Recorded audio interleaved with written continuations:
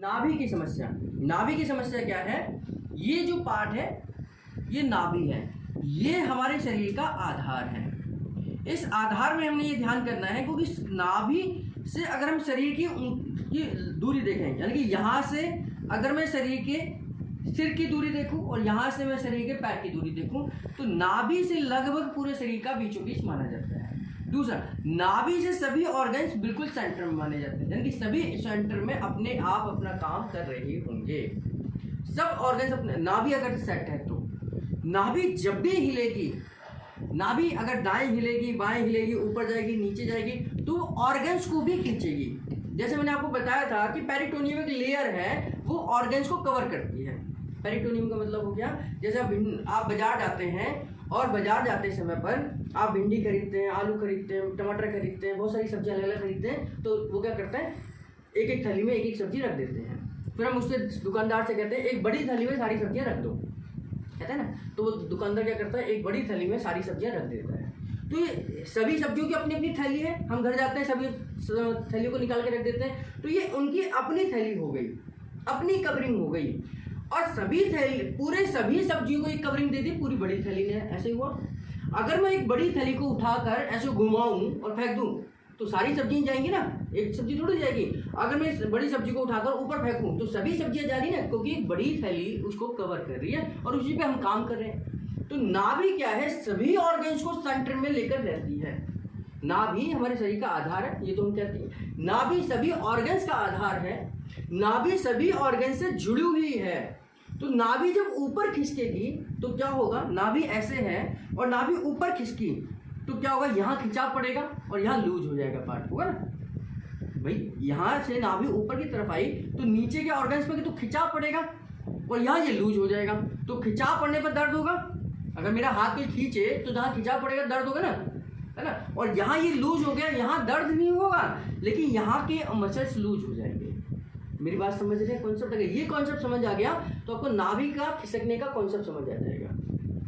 तो नाभि अगर ऊपर की तरफ खिसकेगी तो यहाँ से मसल्स ऊपर खिसकेंगे तो दर्द आपको यहाँ आ सकता है। यहाँ आने पर इसका इफेक्ट क्या होगा कि नाभि ऊपर की तरफ खिसकने से हमें वॉमिटिंग की फीलिंग होगी। हमारे ये जो एरिया ये डिस्टर्ब हो जाएगा सारा, क्योंकि नाभि इनके एरिया में चली गई। हमारा सब कुछ ठीक है, सब कुछ भगवान ने इंच टू इंच बनाकर भेजा है। ऑर्गन, लिवर अपनी जगह से खिसक नहीं सकता, खिसकेगा तो दूसरे ऑर्गन को डिस्टर्ब करेगा। जैसे स्प्लीन जब इनलार्ज होती है तो इसको स्प्लीनोमेगली कहते हैं। जैसे स्प्लीन इनलार्ज होगी वो हार्ट को परेशान करती है, और जिसकी स्प्लीन इनलार्ज होगी उसको हार्ट की दिक्कत आएगी ही आएगी, क्योंकि वो हार्ट के एरिया में घुसती है। तो किसकी दिक्कत है, स्प्लीन की दिक्कत हार्ट की प्रॉब्लम को क्रिएट कर रही है ना। तो ऐसे ही जब नाभि ऊपर खिसकेगी तो ऊपर के ऑर्गन्स को डिस्टर्ब करेगी, क्योंकि नीचे तो खिंचाव पड़ेगा लेकिन उसका इफेक्ट कहाँ हुआ, ऊपर के ऑर्गन्स पर पड़ेगा। और उसकी वजह से जब नाभि ऊपर की तरफ खिसकेगी तो हमें वॉमिटिंग की फीलिंग, हमें भारीपन, हमें डकार आना, सिर में हो सकता है माइग्रेन आ जाए, तो नाभि के ऊपर खिसकने के सिम्टम्स हो सकते हैं। कैसे चेक करेंगे, नाभि अपनी जगह पर नहीं है तो नाभि को थोड़ा सा हम ऊपर की तरफ चेक करेंगे। नाभि ऊपर मिल जाएगी हमें, यहाँ पर, यहाँ नहीं मिलेगी, यहाँ मिलेगी, बस इतना ही ऊपर हमने चेक करना है। नाभि ऐसे नहीं कि यहाँ चढ़ जाएगी, नाभि इतनी ऊपर नहीं जाती, नाभि 2 इंच ऊपर जा सकती है, बस 2 इंच, जहाँ पे मैंने ये उंगली रखी हुई है। 2 इंच नीचे भी जा सकती है। हाँ, अभी बताऊंगा इसके बारे में। 2 इंच, 2 से मैक्सिमम बता रहा हूँ, किसी की जाएगी तो इतनी जाएगी बस, यानी कि 2 से 3 इंच जाएगी। तो जब ऊपर की तरफ जाएगी तो ऊपर वाले सिम्टम्स देगी। नाभि नीचे की तरफ जाएगी तो यहाँ खिसक गई तो यहाँ के ऑर्गन्स लूज हो गए, यहाँ के ऑर्गन्स लूज हो गए, और तो ये क्या होगा, खिंचाव पड़ा, यहाँ पर खिंचाव पड़ा। तो लूज होने की वजह से, क्योंकि जिस एरिया में जाएगी उन ऑर्गन्स को डिस्टर्ब करेगी, उनको लूज कर देगी, वो अपना काम ही नहीं कर पाएंगे प्रॉपर तरीके से। तो आपको नाभि नीचे खिसकेगी तो आपको पीरियड्स की समस्या हो सकती है, यूट्रस प्रोलैप्स हो सकता है, क्योंकि लूज हो गया, वो खिसक जाएगा अपने पास से, यूट्रस प्रोलैप्स हो सकता है, आपको पीरियड्स इरेगुलर हो सकते हैं, आपको पीसीओडी की समस्या हो सकती है। लंबे समय तक अगर ये नाभि नीचे की तरफ खिसकी रहेगी तो पीसीओडी की समस्या हो सकती है। जेंट्स में स्पर्म की क्वालिटी गिर सकती है, क्वांटिटी गिर सकती है, क्वालिटी गिर सकती है। यानी कि अगर जेंट्स में लंबे समय तक नाभि नीचे की तरफ खिसकी रहे तो इनफर्टिलिटी के चांसेस बन सकते हैं, जेंट्स में और लेडीज में, दोनों में। ठीक है, नाभि नीचे की तरफ खिसकेगी तो आपके इंटेस्टाइन को भी खींचेगी और आपका इनडाइजेशन हो जाएगा। यानी कि पेट की समस्या को लेकर आएगी। पेट की समस्या तो आएगी ही आएगी, चाहे ऊपर जाए चाहे नीचे जाए, लेकिन उस एरिया के ऑर्गन्स को भी डिस्टर्ब करेगी, और जैसे वो ऑर्गन्स डिस्टर्ब होंगे तो वहाँ जो फंक्शनिंग है वो गड़बड़ हो जाएगी, है ना।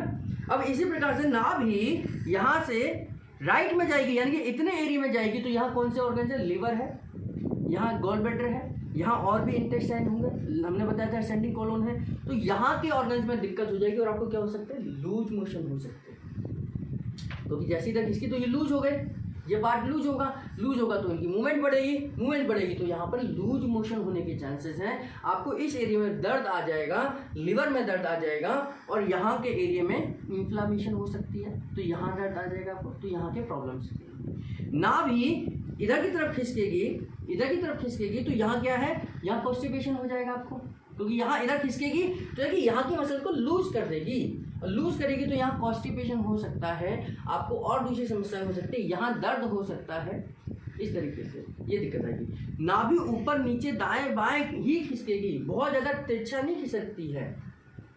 खिसकती है, ऊपर नीचे दाएं बाएं ही मैक्सिमम खिसकती है, और नाभि अपनी जगह पर है, अगर वो दर्द है तो कुछ दूसरी वजह से है। तो इस तरीके से नाभि को चेक करना, ऊपर गई है, नीचे गई है, दाएं गई है, बाएं गई है, और उसके सिम्टम्स चेक करना पेशेंट के, ये दोनों सिम्टम्स को मेल करना, फिर उसके बाद ट्रीटमेंट देना, ये न्यूरोथेरेपी का काम है।